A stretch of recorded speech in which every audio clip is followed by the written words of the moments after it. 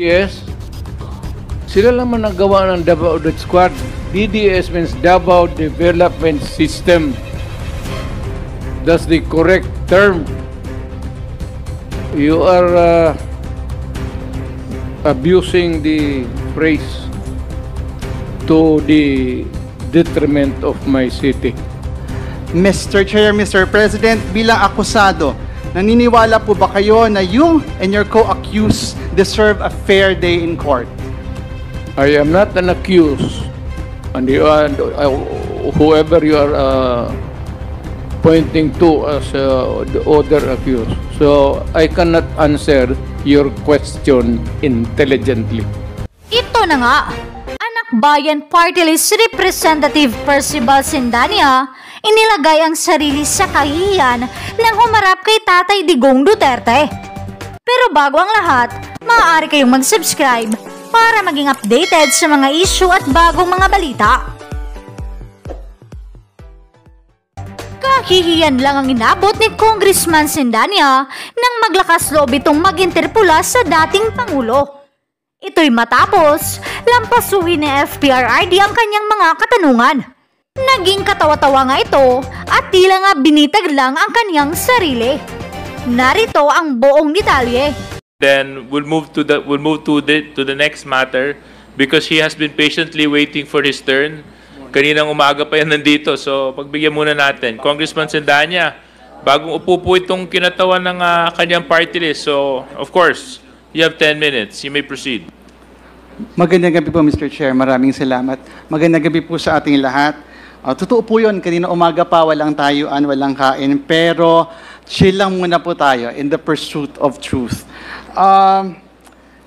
I'd like to begin with a short manifestation on the issue of the death penalty. I have to put on record that Akbayan maintains that this is an anti-poor measure. Alam naman po natin na ang karamihan, if not all, ng nasa death row ay laging puro mahihirap dahil hindi nila afford ang mahusay na abogado. Which calls to mind yung mga biktima ng EJK na karamihan ay mahihirap. Kaya nga po marami nagsasabi that the war on drugs is a war on the poor. Since this morning, I was intently listening to the former president. At nung umaga po, during the first interpellation, nabanggit ninyo na kayo mismo ay nagugulat na sa dami ng pinatay at inutusan yung pumatay, pero wala pang kaso laban sa inyo. Bakit po kaya ganon, Mr. Former President? Ewan ko, sir. Ikaw lang makasagot niyan. Marami pong salamat for responding, Mr. Former President. I'll now go to my questions, beginning with, earlier, you have reiterated quite often that you will cooperate. Papayag po kayong maimbestiga at magpaimbestiga sa ICC. Is that right, Mr. President? Matagal ko na silang hinintay, sir. Ako nga ang lilipad na doon kung may pera lang. Sa totoo lang. Mr. Chair, Mr. Former President, the second question is, doon po sa investigasyon na ito sa ICC, papangalanan niyo po ba ang mga miyembro ng Davao Death Squad?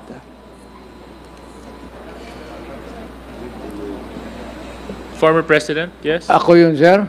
Yes. Your response? Can you turn the mic on, please? Sorry. Thank you. DDS. Sila naman naggawa ng Davao Death Squad. DDS means Davao Development System. That's the correct term. You are abusing the phrase to the detriment of my city. Wala na tuloy pumupunta doon.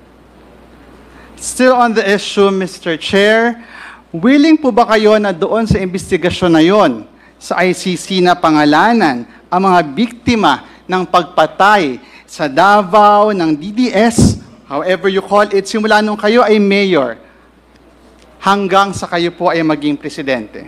Hindi ako gumagawa ng listahan, sir, kung sino ang namatay. You have to go to the register of what's it? Civil registrar at sa maybe sa police. Huwag ho sa akin, hindi ako bookkeeper ng para sa namatay ng mga tao. Next question, Mr. Chair, Mr. Former President, willing po ba kayo na doon sa investigation na yon magsalita tungkol sa paggamit nyo sa PNP bilang inyong death squad through the reward system? Yes, I will answer questions about DDS, but I have never said that I am willing to admit the existence of DDS to kill people. In that investigation, Mr. Chair, Mr. Former President of the ICC, willing po ba kayong banggitin kung sino-sino ang nasa drug war at a drug war watch list ng Malacanang at ng police? Magalit pa ako, sir, kung hindi nila gamitin. Totoo lang. I would be totally disappointed kung hindi nila gamitin yung listahan kung nasaan yan. And the people that they think could shed a light to the extrajudicial killing that happened in this country. Mr. Chair, Mr. Former President, dahil willing kayo magpaimbestiga, naniniwala po ba kayo na kayo ay entitled to due process? Natural. Mr. Chair, Mr. President, bilang akusado, naniniwala po ba kayo na you and your co-accused deserve a fair day in court? I am not an accused, and whoever you are pointing to as the other accused. So I cannot answer your question intelligently. Mr. Chair, for an intelligent answer to the question, perhaps I'd like to direct this question to Attorney Chel Jokno. Attorney Chel, ano po ang rights of the accused sa ICC? Parehas lang po sa mga karapatan ng isang akusado dito sa atin. The right to fair trial, the right to due process of law, the right to remain silent, the right against self-incrimination, the right to confront witnesses and cross-examine them. Halos magkatumbas po yan. So kung magkatumbas po, kasama po dito, Mr. Chair, Mr. Attorney Jokno, yung they are innocent until proven guilty. Yes, the presumption of innocence also, yes. Thank you very much, Attorney Jokno. I'd like to end this very quick round of questions with this short manifestation, a reflection perhaps. Medyo nakakabagabag po na yung mga biktima ng EJK ay hindi na-afford nung parehong treatment na makukuha ng mga kakasuhan at kinasuhan sa ICC. Hindi po ito in-afford sa lahat ng pinatukhang, lahat ng nasa watch list. Hindi man lang nakatapak sa korte, hindi nagkaroon ng fair day in court. Nahatulan agad at nahatulan ng guilty. Ito pong mga makakasuhan po, I'm not yet done, Mr. Former President, Mr. Chair. Napakaswerte po. Should the former president face the ICC na hindi niya mararanasan ito dahil makakaranas siya doon ng due process na ipinagkait sa mga biktima ng tukhang at extrajudicial killings. That would be all, Mr. Chair. As promised, I will not consume my time. I will respond by saying, sir, that I'm waiting for the warrant of arrest of the ICC at saan ba, sa Hague ba yan? Hindi pa ako nakapunta doon.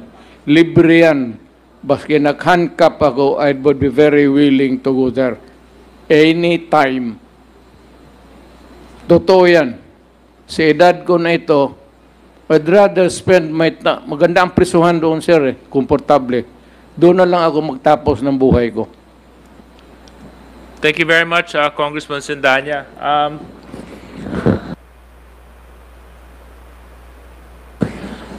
Next on the list, Congressman Bongalon.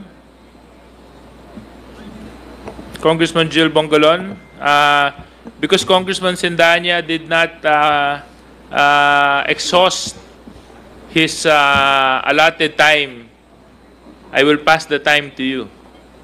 So you have 10 minutes. Thank you, Mr. Chair. Good evening to everyone. Magandang gabi po, former President Rodrigo Roa Duterte, and to all other resource persons. let's talk about the International Criminal Court.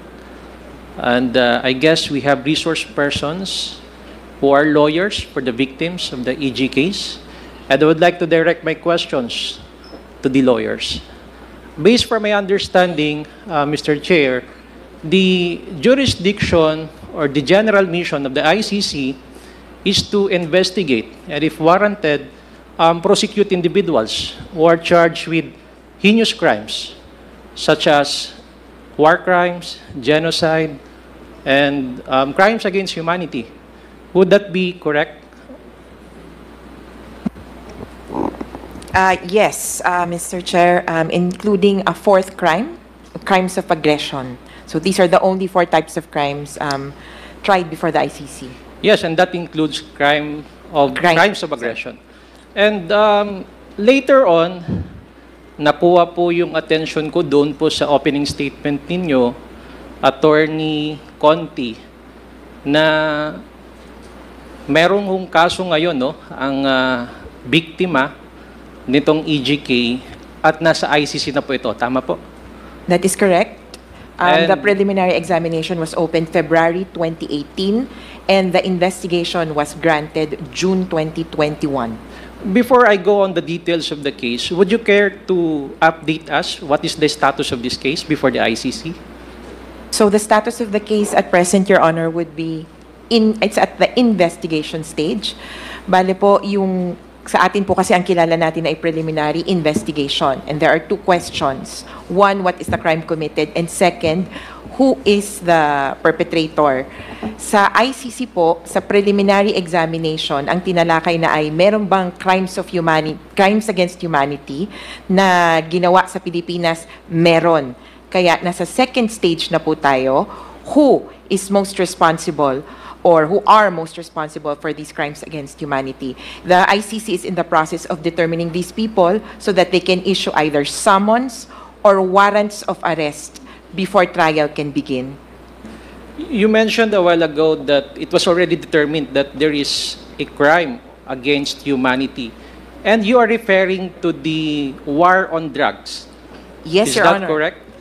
Yes, Your Honor. The ICC opened the investigation upon the request of the Office of the Prosecutor, approving the request because they believe that there is reasonable basis to believe that crimes against humanity were committed in the Philippines within the scope of November 2011 to about June 2016, murders and other inhumane acts which happened in Davao City, and from July 2016 to March 2019 nationwide. So that is the scope of the investigation, temporal and geographic. Part of your statement earlier, you mentioned that we charge him as liable for heinous crimes. Heinous crimes. He is liable for conspiracy because of the institution of a state policy to neutralize whomever he identified as so-called enemies of the state under the guise of anti-criminality. Yes, Would you Your Honor. care to explain and expound this statement? Your Honor, actually, part of that is derived, in fact, from ICC documents, both from the OTP, or the Office of the Prosecutor request to open the investigation, and the decision agreeing to such. This conspiracy says that the killings were premeditated murders. Ang lumalabas po, kung magre-refer po ako sa sinabi kanina ng isa pong resource person, si Senator Trillanes, the war on drugs was a ruse. Nabanggit ko rin po na hindi naman naging quote-unquote talagang gera, kundi naging massacre ng mahihirap. Ang kinalabasan po, gagawa ng kumbaga enemy. Ang kalaban daw ay droga, at under that, mag-ooperasyon. Sa ilalim ng mga operasyon, nagkaroon po ng planting of evidence, fabrication of evidence, para mabuo yung itsura na parang may nangyayari sa war on drugs. Pero po sa totoo, ito po ay mga patayan na talagang isinagawa para lang iswak doon sa operations.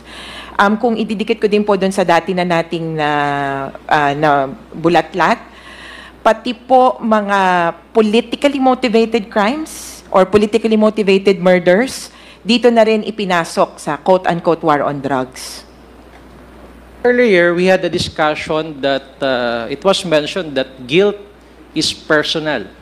And as a lawyer, I understand that if we go about with the provisions of the revised penal code, Title 2, which refers to the persons who are criminal liable for felonies, yung Article 16 ng sinasabi doon, yung mga principal, accomplices, and accessories, and yung Article 17, sinasabi po doon yung tatlong klase ng principals. Principal by direct participation, principal by inducement, and principal by indispensable cooperation.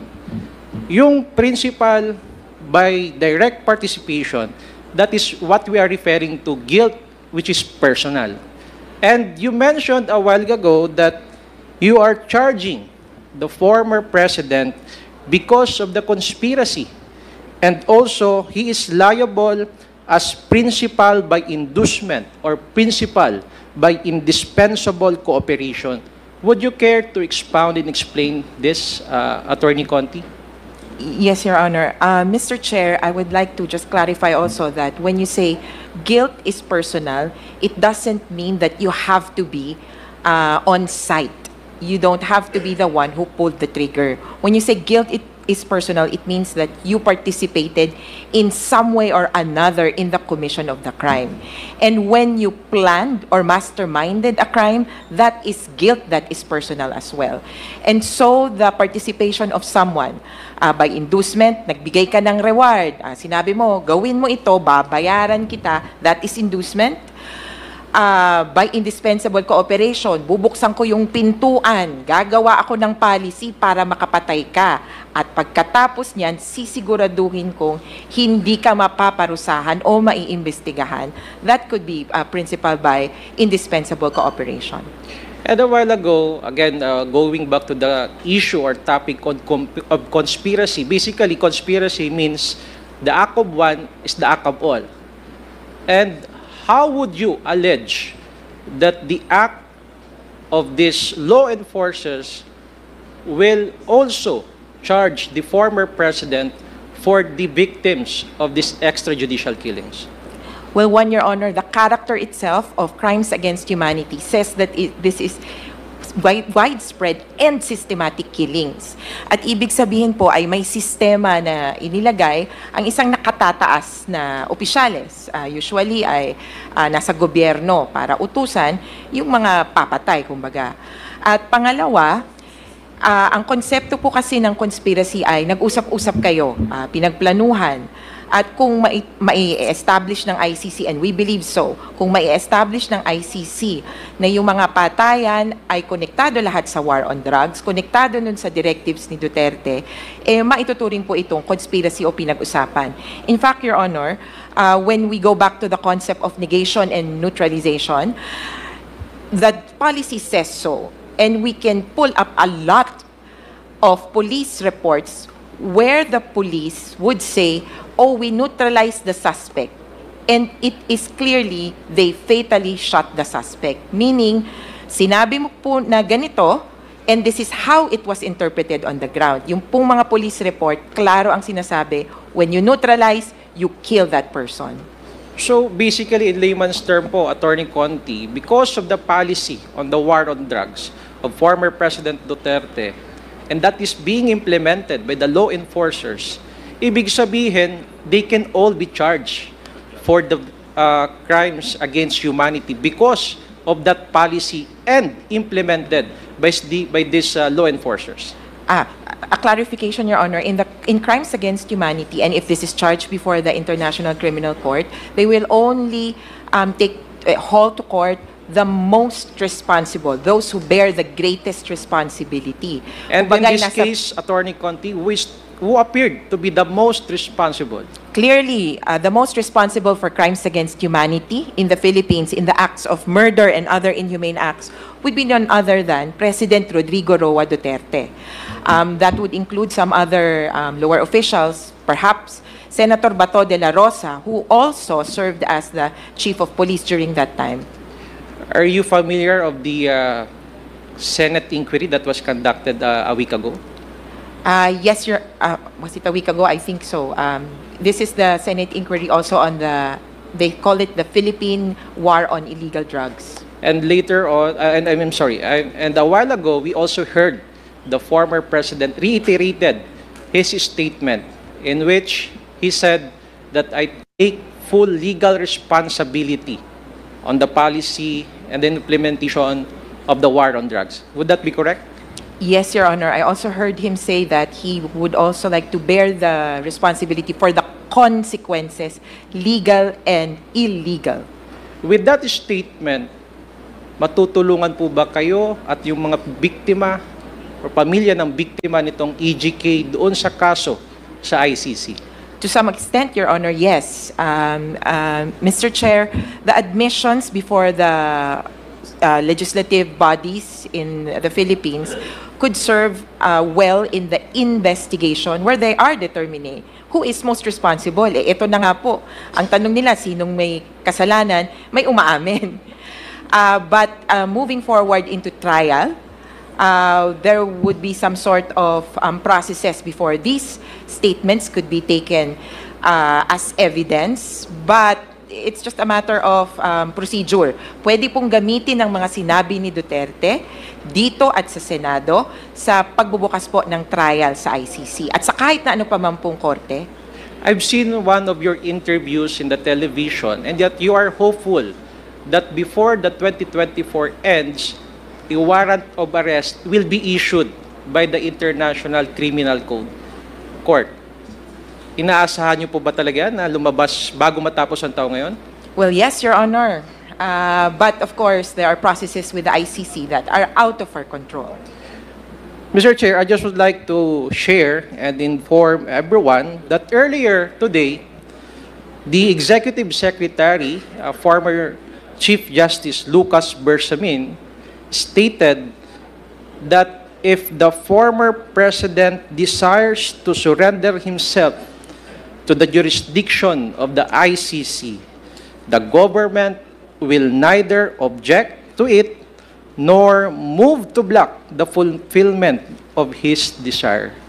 Can we ask the reaction or the comment of the lawyers of the It victims? would be nice to do that, sir, but they do not have any I think, Mr. Chair, if there's a Tandaan mo yan. question with regards to the ICC, the interpretation of the statement of the Executive Secretary is that if the ICC will issue a warrant of arrest and the Interpol is going to execute the warrant of arrest, the Philippine government, the Marcos administration, will not object to it and will allow the serving of the search warrant against President Duterte or whoever is the subject of such search warrant, Mr. Chair. Yes, I fully agree, Attorney Colmenares. And in fact, that is what is stated in the second paragraph of the statement issued by the Executive Secretary, which I quote, "But if the ICC refers the process to Interpol, which may then transmit a red notice to the Philippine authorities, the government will feel obliged to consider the red notice as a request to be honored, in which case the domestic law enforcement agencies shall be bound to accord full cooperation to Interpol pursuant to established protocols." So before I would elicit your comment or reaction, Mr. Chair, I would like to ask the comment of our former President Duterte about this issuance of the Executive Secretary.